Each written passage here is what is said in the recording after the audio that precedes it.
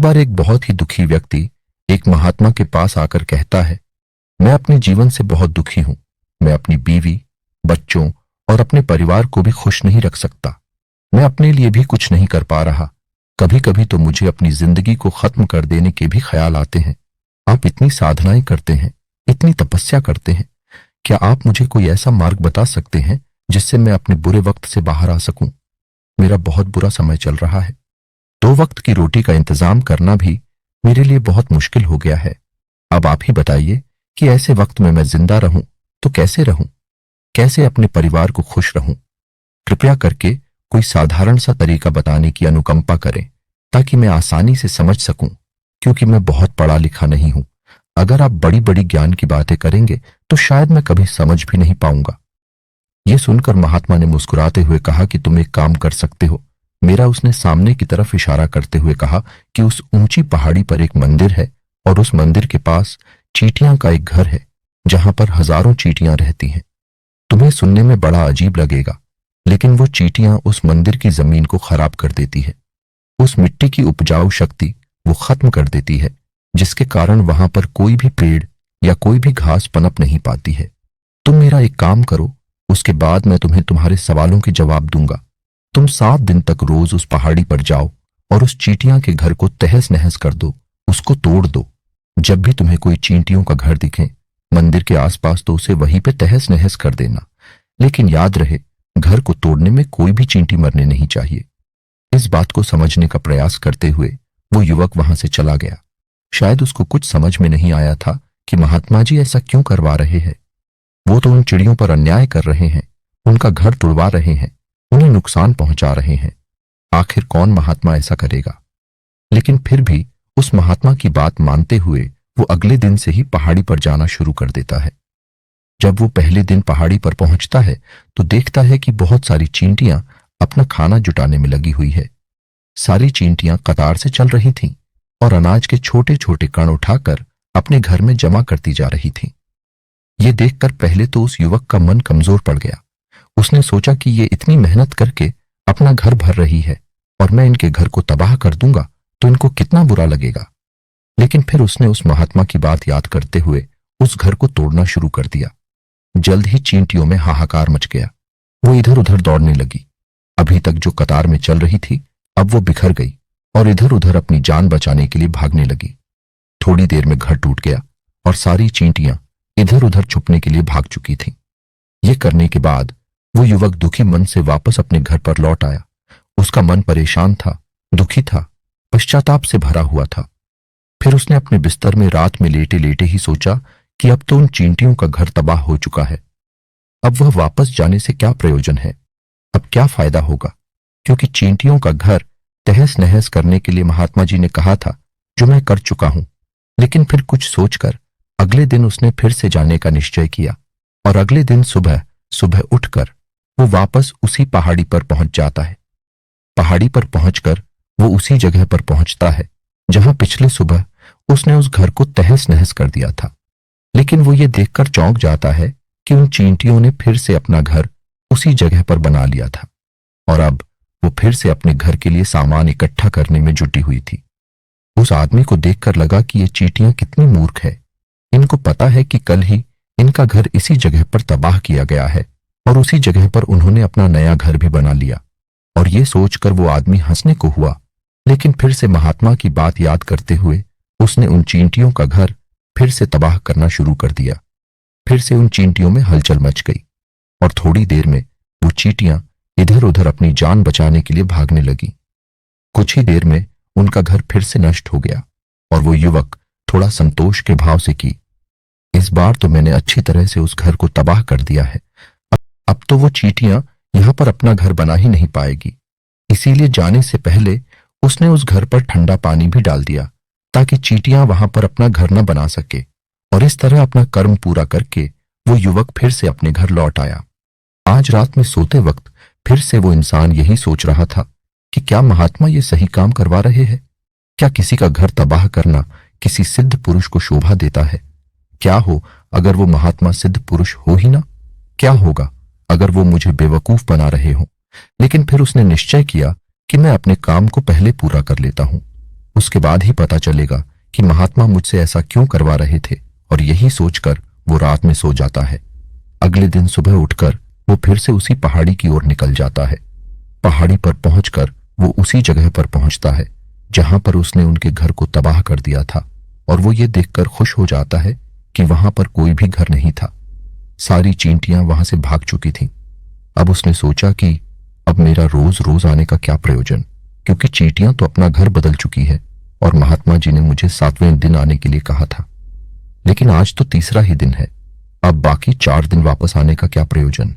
और यही सोचकर उसने निश्चय किया कि यहां से वो सीधा उसी महात्मा के पास जाएगा और उनको ये सारी खबर बता देगा। जब वो वापस मुड़कर उस पहाड़ी से उस महात्मा की कुटिया की तरफ जाने लगा तो उसने देखा तो अचानक उसकी नजर एक और घरौंदे पर पड़ी जो कि चींटियों का ही बनाया हुआ था। मतलब कि वो घरौंदा चींटियों ने ही बनाया था और अब वो चींटियां नए घर में वास कर चुकी थीं। ये नया घर उनके पुराने घर से थोड़ी ही दूरी पर था, और जब उसी युवक की नजर उस घरौंदे पर पड़ी तो उसने सोचा कि शायद महात्मा को पता था कि ये चींटियां अपना घर यहां से बदलकर किसी दूसरी जगह पर बना लेगी, इसीलिए उन्होंने मुझे 7वें दिन आने के लिए कहा था। और ये विचार करके वो उसका नया घर भी तोड़ने के लिए पहुंच जाता है। जब वो वहां पहुंचा तो चींटियां उसी तरह अपने कार्य में लगी हुई थीं। वो अपने लिए खाना इकट्ठा कर रही थी और अपने घर में जमा करती जा रही थी जो पुराना घर टूटा था। वहां भी अनाज के कारण बचे हुए थे और चींटियां वहां से भी अनाज इकट्ठा कर करके वापस अपने नए घर में ला रही थी। अब यहां पर फिर से युवक का मन थोड़ा कमजोर पड़ गया, क्योंकि वो खुद भी कमजोर था, खुद भी वक्त का मारा हुआ था। इसीलिए उसके मन में उन चींटियों के प्रति दया का भाव उमड़ रहा था। उनके ऊपर उसे दया आ रही थी। वो चाहता था कि उनकी मदद करे, लेकिन वो उल्टा उनको नुकसान पहुंचा रहा था। लेकिन उस महात्मा की बात को याद करते हुए उसने फिर से उस घर को तोड़ने का निश्चय किया, और उसने इस बार बड़ी ही सावधानी के साथ बिना किसी चींटी को कोई नुकसान पहुंचाए वो घर तबाह करना शुरू कर दिया। वक्त थोड़ा ज्यादा लगा, क्योंकि किसी भी चींटी को नुकसान न पहुंचाने की शर्त महात्मा ने पहले ही रखी थी। इसीलिए उसको बड़ी सावधानी के साथ उन घरों को तबाह करना था। लेकिन आखिरकार उसने उस घर को भी तबाह कर दिया, और उस घर को तबाह करने के बाद वो बड़े ही दुखी मन से, इस बार वो पहले से भी ज्यादा दुखी था, क्योंकि उसने उनका नया घर भी तोड़ दिया था। वो उन चींटियों को बसने ही नहीं दे रहा था, और वो अब अपने आप को शैतान या दानव समझने लगा था। लेकिन फिर भी उस महात्मा की बात को मानते हुए वो अपने घर पर दुखी मन से वापस आ गया। रात में सोने से पहले एक बार उसने फिर से सोचा कि मैं कितना बड़ा शैतान हूं, कितना बड़ा दानव हूं। पुराना घर तो छोड़ो, मैं उन चींटियों को कहीं भी बसने के लिए कोई जगह ही नहीं दे रहा हूं। वो चींटियां मेरे बारे में क्या सोचती होंगी, वो कितना दुत्कारती होंगी उस परमात्मा को जो मेरे द्वारा ये काम करवा रहा है। लेकिन फिर भी उसने अगले दिन जाने का निश्चय किया, और अगले दिन सुबह सुबह वो फिर से वहां पर पहुंच गया। वो ये देखकर फिर से आश्चर्यचकित रह जाता है कि इस बार चींटियों ने एक और नई जगह पर अपना घर बना लिया था, तो पहले से भी ज्यादा ऊर्जा के साथ काम कर रही थी, और उन्होंने एक रात में पहले से भी बड़ा घर बना लिया था। और अब वो फिर से अपना अनाज और खाना इकट्ठा करने में जुटी हुई थी। ये देखकर उस आदमी को लगा कि ये चींटियां किस मिट्टी की बनी हुई हैं। मैं इनको बार बार यहां से भगाने की कोशिश कर रहा हूं, और ये वहीं पर अपना घर बना लेती है। क्या इनको पता नहीं है कि मैं इन्हें यहां पर कभी भी बसने नहीं दूंगा। ये चींटी है, दिखने में इतनी छोटी है, लेकिन फिर भी ये मुझसे हार नहीं मान रही है। बड़ी ताज्जुब की बात है। और इस बार उसने गुस्से में उस घर को तहस नहस करना शुरू कर दिया। लेकिन इस बार तहस नहस करते हुए कुछ चींटियां वहीं पर मर गईं, उसके पैरों तले कुचल दी गई। कुचलने के बाद जब वो अपने अहंकार से बाहर आया तो उसने देखा कि गुस्से में उसने उन चींटियों को कितनी क्षति पहुंचा दी है। उसका मन पश्चाताप से भर गया और वो रोता हुआ अपने घर की तरफ बढ़ गया। रात में सोते वक्त उसने सोचा कि मैं उन चींटियों पर बहुत ज्यादा अत्याचार कर रहा हूं, अब इससे ज्यादा अत्याचार मैं नहीं कर पाऊंगा। और यही सोचकर वो अगले दिन उन चींटियों के लिए अपने घर से थोड़ा आटा लेकर उसी पहाड़ी पर पहुंच जाता है। आज उसके मन में उन चींटियों के प्रति श्रद्धा का भाव था, दया का भाव था। आज वो उनकी मदद करना चाहता था। और जब वो वहां पर पहुंचा तो चींटियां फिर से अपने नए घर को बनाने में जुटी हुई थीं। उसने बड़ी ही करुणा के साथ उन चींटियों को अपना लाया हुआ आटा खिलाया और अगले 3 दिनों तक वो ऐसा ही करता रहा। वो रोज सुबह जाता और उन चींटियों को अपने हाथों से आटा खिलाता। 7 दिन के बाद वो युवक उस महात्मा के पास पहुंचकर हाथ जोड़कर बोलता है कि हे महात्मा जी, मुझे माफ कर देना। मैंने उन चींटियों का घर तबाह करने के लिए बहुत कोशिश की। मैंने उनका घर तबाह किया भी, एक बार नहीं, 4-4 बार मैंने उनका घर तोड़ा। उसके बाद मैं हिम्मत नहीं कर पाया, उनके घर को नहीं तोड़ पाया। मैं समझ सकता हूं कि मैंने आपका काम पूरा नहीं किया और इसके बदले आप मुझे वो तरीके भी नहीं बताएंगे जो कि मुझे मेरे बुरे समय से बाहर निकाल सकते हैं, लेकिन मुझे इसका कोई खेद नहीं है। मुझे लगता है कि मैंने जो किया वो सही किया, इसीलिए मैं आपसे आज्ञा लेकर वापस जा रहा हूं। कृपया मुझे वापस अपने घर जाने की आज्ञा दीजिए। ये सुनकर महात्मा ने मुस्कुराते हुए कहा कि अरे बेटा, कहां चल दिए, रुको तो सही, जलपान तो कर लो, थोड़ी देर ठहर जाओ, उसके बाद चले जाना। और ये कहकर वो महात्मा उस युवक के लिए पानी लेकर आते हैं। पानी पिलाने के बाद महात्मा उस युवक से पूछते हैं कि तुम मुझे ये बताओ कि आखिर तुम उन चींटियों का घर तबाह क्यों नहीं कर सके। वो चींटियां तो छोटी छोटी है और तुम इतने विशालकाय हो, फिर भी तुम उन छोटी छोटी चींटियों का घर तबाह नहीं कर पाए।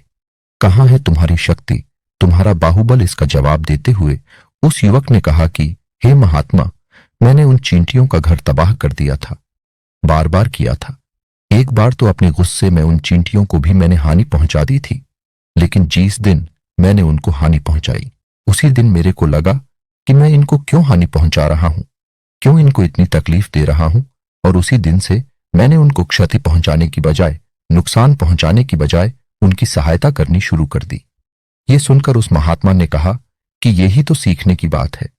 एक छोटी सी चींटी हमें जीवन का संदेश दे जाती है।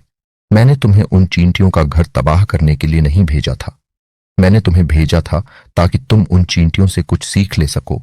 तुम्हें क्या सीख मिली उन चींटियों से, क्या मुझे बता सकते हो? यह सुनकर उस युवक ने पूरी कहानी बयां कर दी। पूरी कहानी सुनने के बाद महात्मा ने मुस्कुराते हुए कहा कि बेटा, पहली सीख जो इन चींटियों से लेने की थी वो ये थी कि तुमने कितनी ही बार उनके घर को तोड़ने की कोशिश की, कितनी ही बार प्रयास किया कि उनका घर तबाह हो जाए, लेकिन वो हर बार अपना नया घर बना लेती थी। उन्होंने कभी भी हार नहीं मानी। अगर वो हार मान लेती तो वो चींटियां तुम्हें वहां पर नहीं मिलती। जीवन कार्यशीलता का नाम है, कर्मशीलता का नाम है, लेकिन हम मनुष्य 1-2 बार हार मिलने पर ही टूट जाते हैं, हताश हो जाते हैं और फिर जीवन में प्रयास ही नहीं करते। और कुछ लोग तो अपनी जिंदगी को खत्म करने पर उतारू हो जाते हैं। लेकिन जानवरों में तुमने एक बात देखी होगी कि वो अपना जीवन खुद से, स्वयं से कभी खत्म कर ही नहीं सकते हैं। तुमने कभी नहीं सुना होगा कि किसी जानवर ने आत्महत्या कर ली, चाहे वो जानवर कितना ही भूखा क्यों ना हो, कितना ही दुखी क्यों ना हो, लेकिन वह अपने जीवन के लिए हमेशा संघर्ष करता रहता है। लेकिन वहीं पर दूसरी तरफ हम मनुष्य 1-2 बार हताश होने पर ही अपना जीवन खत्म कर लेते हैं। जीवन तो कर्मशीलता है, कर्म करने का नाम है। जीवन और मृत्यु आखिरी विश्राम है, परम विश्राम है। इसीलिए मृत्यु से पहले कर्म करना कभी मत छोड़ना, क्योंकि मृत्यु के बाद तो तुम परम विश्राम में चले ही जाओगे। तो उससे पहले कर्म करना क्यों छोड़ रहे हो, क्यों हताश हो रहे हो? अगर तुम्हारा एक घर टूट गया है तो दूसरा घर बनाने का प्रयास करो, कोशिश करो, और कोशिश करने वालों की कभी हार नहीं होती। ये तुम उन चींटियों से देख चुके हो। देखने में तुमसे कितनी छोटी है वो चींटियां और तुम इतने बड़े हो, लेकिन उनका मन तुम्हारे मन से इतना बड़ा है, इतना विशाल है, इतना दृढ़ संकल्प ही है कि इतनी बार घर टूटने पर भी उन चींटियों ने कभी हार नहीं मानी। दूसरी सीखी यहां से लेने की थी, वो ये थी कि जब भी हमारे ऊपर बुरा समय आता है, हमें लगता है कि यह समय कभी नहीं जाएगा, यह समय मेरे जीवन को बर्बाद कर देगा, मुझे कभी नहीं जीने देगा। और अपने इन्हीं ख्यालों से, अपने इन्हीं विचारों से, जिनका असलियत में कोई भी अस्तित्व नहीं है, वो सिर्फ विचार है, और वही विचार हमारे मन को दुखी कर देते हैं और इसीलिए हम प्रयास करना भी छोड़ देते हैं। लेकिन तुम खुद सोचो कि बार बार प्रकृति हमें क्षति पहुंचाएगी, नुकसान पहुंचाएगी, लेकिन कब तक पहुंचाएगी? अगर हम बार बार फिर से उठ के फिर से नया प्रयास करते रहेंगे तो प्रकृति भी हमारे सामने घुटने टेक देगी और वो भी एक दिन हमारे ऊपर दयावान हो जाएगी, कृपालु हो जाएगी, और वो हमें सब कुछ देने लगेगी जिसकी हमने कभी कामना की थी। तुमने खुद देखा कि तुम उन चींटियों को तबाह करने के लिए पहुंचे थे, लेकिन बाद में तुम ही उन चींटियों को अनाज और आटा देने लगे। तुम ही उन पर कृपालु हो गए। क्यों हुए? क्योंकि तुमने देखा कि वो चींटियां हार ही नहीं मान रही है। इसी तरह अगर तुम भी अपने जीवन में कभी हार नहीं मानोगे तो एक ना एक दिन ये प्रकृति तुम्हें वो सब कुछ देगी जो तुम अपने जीवन में पाना चाहते थे। इसीलिए दो सीख याद रखना, कर्मशीलता कार्य करते जाना, और दूसरा कि एक ना एक दिन प्रकृति तुम्हारी उस कर्म का परिणाम तुम्हें जरूर देगी। उम्मीद है आपको इस कहानी से एक अच्छी सीख मिली होगी। ये कहानी आपको कैसी लगी हमें कमेंट करके जरूर बताइए, और इस कहानी को अपने दोस्तों को भी जरूर शेयर करें ताकि उन्हें भी इस कहानी से कुछ सीखने को मिल सके, और हमें सब्सक्राइब जरूर करें। तो चलिए मिलते हैं अगली कहानी में एक और नई सीख और नए मैसेज के साथ। धन्यवाद।